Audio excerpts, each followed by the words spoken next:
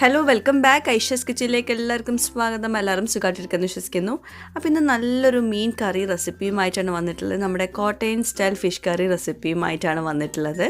നല്ല കുറുന്നനുള്ളൊരു മീൻ കറിയാണിത്. നല്ല സിമ്പിളായിട്ടുള്ള നല്ല ടേസ്റ്റി ആയിട്ടുള്ളൊരു കറിയാണ്. എല്ലാവരും ട്രൈ ചെയ്ത് നോക്കുക. എന്നിട്ട് ഫീഡ്ബാക്ക്സ് എഴുതി അറിയിക്കാൻ മറക്കരുത്. പിന്നെ നമ്മുടെ ചാനൽ ഇതുവരെ സബ്സ്ക്രൈബ് ചെയ്യാത്തവരുണ്ടെങ്കിൽ നിങ്ങൾക്ക് ചാനൽ ഇഷ്ടമാവുന്നുണ്ടെങ്കിൽ ഒന്ന് സബ്സ്ക്രൈബ് ചെയ്യണേ. അവിടെ കാണുന്ന റെഡ് സബ്സ്ക്രൈബ് ബട്ടൺ ഒന്ന് പ്രസ് ചെയ്യുക. അതിൻ്റെ കൂടെ ചെറിയൊരു ബെല്ലൈക്കനുണ്ട്, അതുകൂടെ ഒന്ന് പ്രസ് ചെയ്യാം. അപ്പോൾ ഇതുപോലെ കാണാം. ഇതിൽ ഓൾ വേണം പ്രസ് ചെയ്യാൻ. അപ്പോൾ ശരി, നമുക്ക് നേരെ റെസിപ്പിയിലോട്ട് പോകാം.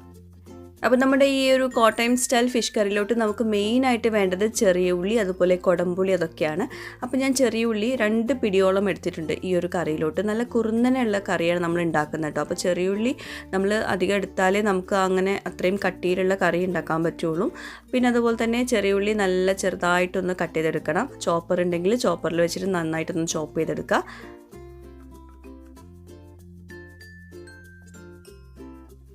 പിന്നെ ഇതുപോലത്തെ ഫിഷ് കറിയൊക്കെ ഉണ്ടാക്കുമ്പോൾ എപ്പോഴും മണ്ണിൻ്റെ ചട്ടി തന്നെ എടുക്കാൻ നോക്കുക. മണ്ണിൻ്റെ ചട്ടി ചൂടാക്കാൻ വെച്ചിട്ടുണ്ട്. അതുപോലെ തന്നെ കൊടംപുളി ഞാൻ കുറച്ച് ചൂടുവെള്ളത്തിലൊന്ന് സോക്ക് ചെയ്യാൻ വെച്ചിട്ടുണ്ട് കേട്ടോ.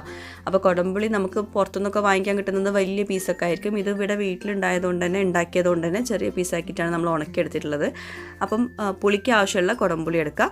ഇനി വെളിച്ചെണ്ണ ഒന്ന് ചൂടാക്കാൻ വേണ്ടിയിട്ട് ഒഴിച്ചു കൊടുക്കുക. അതിനുശേഷം കടുക് പൊട്ടിക്കുക. കടുക് അതുപോലെ ഉലുവ. കടുക് ഒരു 1/2 ടീസ്പൂണ്, ഉലുവ ഒരു 1/2 ടീസ്പൂൺ ഇട്ടിട്ട് ഒന്ന് പൊട്ടിച്ച ശേഷമാണ് നമ്മളതിലോട്ട് ഇഞ്ചി വെളുത്തുള്ളി ചെറിയ പീസാക്കിയിട്ട് കട്ട് ചെയ്തത് ചേർത്ത് കൊടുക്കുന്നത് കേട്ടോ. ചതച്ചിട്ടല്ല, ഞാൻ ചെറിയ പീസാക്കിയിട്ട് കട്ട് ചെയ്തിട്ടാണ് ചേർത്ത് കൊടുക്കുന്നത്. വെളുത്തുള്ളി കുറച്ച് കൂടുതലെടുത്താലും ഇഞ്ചി അധികം ആവണ്ട. ഇഞ്ചി ചെറിയൊരു പീസ് എടുത്താൽ മതി. ചെറിയ പീസാക്കിയിട്ട് കട്ട് ചെയ്തിട്ട് വേണം ചേർത്ത് കൊടുക്കാൻ. ഇനി ഇതിലോട്ട് ഞാൻ കുറച്ച് കറിവേപ്പില ചേർത്ത് കൊടുക്കുന്നുണ്ട് ഈ ഒരു സ്റ്റേജിൽ. എന്നിട്ട് ആ ഇഞ്ചി വെളുത്തുള്ളിൻ്റെയൊക്കെ ആ ഒരു പച്ചച്ചൊവ ഉണ്ടല്ലോ, അതൊന്നും പോയി കിട്ടിയ ശേഷമാണ് നമ്മളിതിലോട്ട് ചെറിയ ഉള്ളി ചേർത്ത് കൊടുക്കുന്നത്. അപ്പോൾ ചെറിയ ഉള്ളി നമ്മൾ ചെറുതായിട്ട് കനം കുറച്ചിട്ട് അരിഞ്ഞെടുത്തിട്ടുണ്ട്. അത് ഇത്രയും ഉണ്ട് കേട്ടോ. അപ്പോൾ അത് ചേർത്ത് കൊടുക്കുക. ഇനി ഇത് നല്ലോണം ഒന്ന് വഴണ്ട് വരണം. നല്ലോണം സോഫ്റ്റായിട്ട് ആ ഒരു കളറൊക്കെ ഒന്ന് മാറി വരില്ലേ, ആ ഒരു സ്റ്റേജിലാണ് നമ്മളിതിലോട്ട് മസാലപ്പൊടികളൊക്കെ ചേർത്ത് കൊടുക്കുന്നത്. അപ്പോൾ അതിന് മുമ്പ് മസാലപ്പൊടികൾ നമ്മൾ നേരെ ചേർത്ത് കൊടുക്കുന്നില്ല. വേറൊരു പാത്രത്തിലോട്ട് 2.5 ടേബിൾ സ്പൂണോളം കാശ്മീരി ചില്ലി പൗഡർ ചേർത്ത് കൊടുക്കുക. അതുപോലെ 1 ടീസ്പൂണോളം മഞ്ഞൾപ്പൊടി ചേർത്ത് കൊടുക്കുക. നമ്മളിപ്പം ഈ ഒരു റെസിപ്പിയിലോട്ട് ആകെ മുളക് പൊടിയും മഞ്ഞൾപ്പൊടി മാത്രമേ ചേർക്കുന്നുള്ളൂ. മല്ലിപ്പൊടി ഒട്ടും തന്നെ ചേർക്കുന്നില്ല കേട്ടോ മസാലപ്പൊടികളായിട്ട്. ഇനി അതിലോട്ട് കുറേശ്ശെ വെള്ളം ഒഴിച്ചിട്ട് അതൊരു തിക്ക് പേസ്റ്റ് ആക്കി എടുക്കണം. എന്നിട്ടാണ് നമ്മൾ ചട്ടിയിലോട്ട് ഇട്ട് കൊടുക്കുന്നത് കേട്ടോ. നേരെ മസാലപ്പൊടികൾ ഇട്ട് കൊടുക്കുന്നില്ല. കാരണം ഈ മസാലപ്പൊടികൾ നന്നായിട്ട് കുക്കായ ശേഷമാണ് നമ്മൾ വെള്ളമൊക്കെ ഒഴിക്കുന്നത്. അപ്പോൾ ഇത് നല്ലോണം കുക്കാവണമെങ്കിൽ നല്ല പേസ്റ്റ് ആക്കിയിട്ട് കുറച്ച് വെള്ളമൊക്കെ ഒഴിച്ചിട്ട് നല്ല പേസ്റ്റ് ആക്കി എടുക്കണം. എന്നിട്ട് നമ്മൾ ചട്ടിയിലിട്ട് കൊടുക്കുക. അപ്പോൾ അതാ ചെറിയ ഉള്ളി വെളുത്തുള്ളി അതിൻ്റെയൊക്കെ കളറ് മാറിയിട്ടുണ്ട്. അപ്പോൾ അതൊന്ന് നമുക്കൊന്ന് സൈഡിലോട്ട് മാറ്റി വെച്ചിട്ട് നടുക്കായിട്ട് വെളിച്ചെണ്ണ ഇങ്ങനെ തെളിഞ്ഞ് വരുമല്ലോ. അപ്പോൾ ആ ഒരു ഇതിലോട്ട് നമുക്ക് ഈ മസാല പേസ്റ്റ് ആക്കിയത് ചേർത്ത് കൊടുക്കുക. പിന്നെ ഇതൊക്കെ ചെറിയ ഫ്ലെയിമിൽ വെച്ചിട്ട് വേണം ചെയ്യാൻ. ഫ്ലെയിം കൂട്ടി വെച്ചാൽ മസാലപ്പൊടികളുടെ ടേസ്റ്റൊക്കെ മാറും. അപ്പോൾ ഇനി നമുക്കിതെല്ലാം കൂടി നന്നായിട്ട് മിക്സ് ചെയ്തിട്ട് എണ്ണ തെളിയുന്നത് വരെ നമ്മളിത് കുക്ക് ചെയ്തെടുക്കണം കേട്ടോ. അതിന് ശേഷം മാത്രമേ വെള്ളം ഒഴിക്കാവൂ. അത് പ്രത്യേകം ശ്രദ്ധിക്കാം. ഈ കോട്ടയം ഫിഷ് കറിയിൽ നമ്മൾ തക്കാളി ചേർക്കൂല, പകരം കൊടംപുളിയാണ് ചേർക്കുക. അതുപോലെ തന്നെ മല്ലിപ്പൊടി ചേർക്കൂല. പിന്നെ ചെറിയ ഉള്ളി വേണം കേട്ടോ. ചെറിയ ഉള്ളി മസ്റ്റാണ്, എന്നാലേ ആ ഒരു കറക്റ്റ് ടേസ്റ്റൊക്കെ കിട്ടുള്ളൂ. പിന്നെ ഇതിലോട്ട് ആവശ്യത്തിനുള്ള ഉപ്പ് ചേർത്ത് കൊടുക്കാം. പിന്നെ മസാലപ്പൊടികൾ നമുക്ക് നേരിട്ട് ചട്ടിയിലോട്ട് അങ്ങനെ ഇട്ട് കൊടുക്കുക കേട്ടോ. പക്ഷേ ഇങ്ങനെ ആകുമ്പോഴും നമുക്കൊരു മസാലയൊക്കെ നന്നായിട്ട് കുക്കായിട്ടുണ്ടാവും എന്നുള്ളൊരു വിശ്വാസം ഉണ്ടാവും. മറ്റേത് നമുക്ക് അറിയില്ല, അത് ഡ്രൈ ആയിട്ട് ഇങ്ങനെ പുകഞ്ഞ് വരും. അപ്പോൾ പിന്നെ അടിയിൽ പിടിക്കാനുള്ള ചാൻസും, പിന്നെ നമ്മൾ കുറച്ച് വെള്ളമൊക്കെ എക്സ്ട്രാ ഒഴിച്ചു കൊടുക്കേണ്ടിയൊക്കെ വരും. അപ്പോൾ അതാ നല്ലോണം കുക്കാക്കിയിട്ടുണ്ട്. ഇനി നമുക്കിതിലോട്ട് നമ്മൾ നേരത്തെ സോക്ക് ചെയ്ത് വെച്ചിട്ടുള്ള കൊടംപുളിയും ആ വെള്ളം കൂടി ചേർത്ത് കൊടുക്കുക.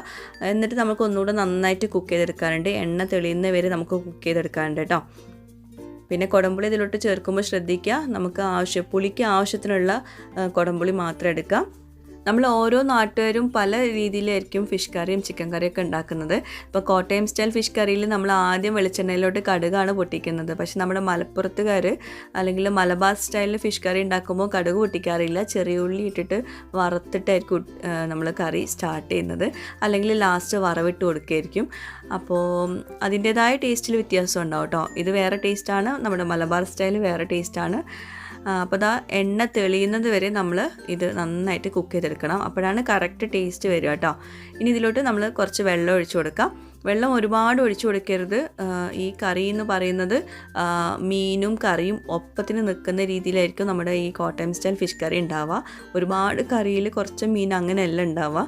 അപ്പോൾ അതുകൊണ്ട് തന്നെ ഒരുപാട് വെള്ളം ഒഴിക്കേണ്ട, ഒരു കപ്പോ അല്ലെങ്കിൽ 1/4 കപ്പൊക്കെ ഒഴിച്ചു കൊടുത്താൽ മതി. ഇനി ഇത് നല്ലോണം ഒന്ന് മിക്സ് ചെയ്ത് കൊടുത്ത ശേഷം നല്ലോണം തിളച്ച ശേഷം വേണം നമുക്ക് കഴുകി വെച്ചിട്ടുള്ള മീൻ ഇട്ട് കൊടുക്കാൻ വേണ്ടിയിട്ട്. അപ്പോൾ ഞാനിപ്പോൾ ഇവിടെ എടുത്തിട്ടുള്ളത് കണ്ണൻ മീൻ ഉണ്ടല്ലോ, വരാൽ, അതാണ് എടുത്തിട്ടുള്ളത്. ചെറിയ പീസാക്കിയിട്ട് കട്ട് ചെയ്തിട്ടാണ് ചേർത്ത് കൊടുക്കുന്നത്. അപ്പോൾ ഇതിന് പകരം അയല, മത്തി, അയക്കുറ, നെയ്മീൻ ഇതൊക്കെ വെച്ചിട്ട് ഈ ഒരു കറി ഉണ്ടാക്കിയെടുക്കാൻ പറ്റും കേട്ടോ. അപ്പോൾ ഞാൻ നേരത്തെ പറഞ്ഞ പോലെ തന്നെ മീനും കറിയും ഒപ്പത്തിനുള്ള ആ ഒരു ഇതിൽ കിടക്കണം. കറി കൂടുതലും മീൻ കുറവും അങ്ങനെ ആവരുത്. ഈ ഒരു പാകത്തിന് നല്ല ഒപ്പത്തിന് കിടക്കണം കേട്ടോ. കറിയും മീനും ഒരേ ലെവലിൽ ഉണ്ടായിരിക്കണം. എന്നിട്ട് നമുക്കിനി ഇത് മീൻ കുക്കാവുന്നവരെ നല്ലോണം ഒന്ന് തിളപ്പിച്ചെടുക്കാം.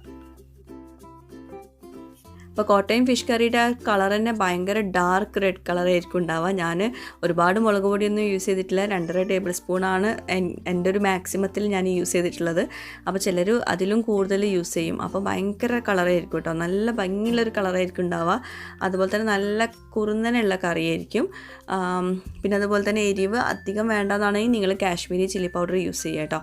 പിന്നെ മുളക് പൊടി അധികം കുറയ്ക്കും ചെയ്യരുത്, കുറച്ചാൽ നമുക്കൊരു കട്ടിയിലൊന്നും കിട്ടില്ല.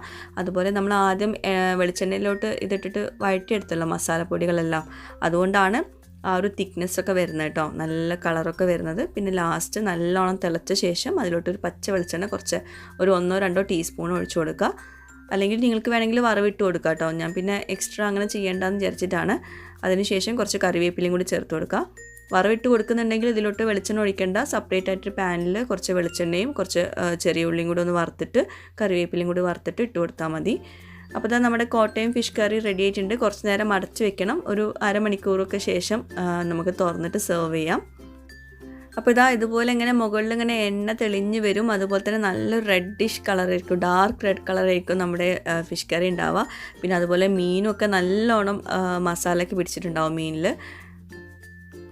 അപ്പം ചോറിൻ്റെ കൂടെ നല്ല അടിപൊളി കോമ്പിനേഷനാണ് ഈ കോട്ടയം സ്റ്റൈൽ ഫിഷ് കറി. അത് മാത്രം മതിയാകും ചോറിൻ്റെ കൂടെ, വേറെ സൈഡ് ഡിഷൊന്നും ആവശ്യമില്ല. കറിയുടെ കളർ തന്നെ കണ്ടാൽ തന്നെ നമുക്ക് വയറ് നിറയും. നല്ല പുളിയും എരിവും ഉപ്പും ഒക്കെയുള്ള നല്ല അടിപൊളി കറിയാണ്. അപ്പോൾ ഇതുവരെ കോട്ടയം സ്റ്റൈൽ ഫിഷ് കറി ഉണ്ടാക്കാത്തവരുണ്ടെങ്കിൽ എന്തായാലും ട്രൈ ചെയ്ത് നോക്കുക, എന്നിട്ട് ഫീഡ്ബാക്ക്സ് എഴുതി അറിയിക്കുക. അതുപോലെ തന്നെ ഈ ഒരു കറി ചപ്പാത്തിയുടെ കൂടെയും നല്ല കോമ്പിനേഷനാണ് കേട്ടോ.